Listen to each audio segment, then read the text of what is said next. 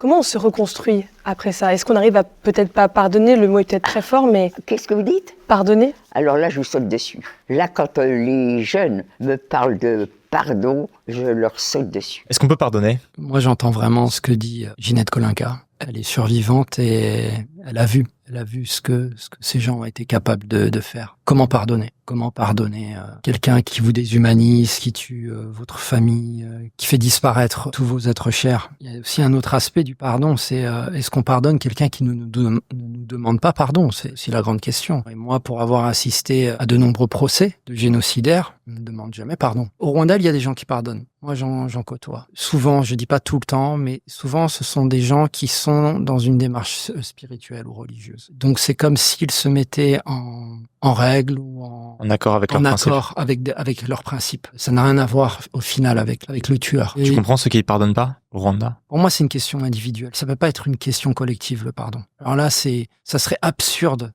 que collectivement, on demande à tous les rescapés le pardon. Mais en même temps, le Rwanda doit se reconstruire, et c'est Ouais. là toute la difficulté avec le génocide, Bien sûr. avec des survivants Ouais. rescapés et des survivants, enfin des personnes qui ont commis le génocide. Ouais. Et parfois ils sont voisins, souvent ils sont voisins. Ils sont voisins. On vit avec nos tueurs de l'autre côté de la rue, sur le même palier. On les côtoie tous les jours. Mais le pardon, c'est quelque chose de personnel. On peut pas l'imposer à une société. Après, il y a une autre question, c'est la question de la réconciliation, qui est une question politique. Est-ce qu'il y a des politiques qui mènent à la réconciliation? Et ça passe, selon moi, déjà par le travail de mémoire, par la libération de la parole, par la reconnaissance des crimes, et surtout par la justice.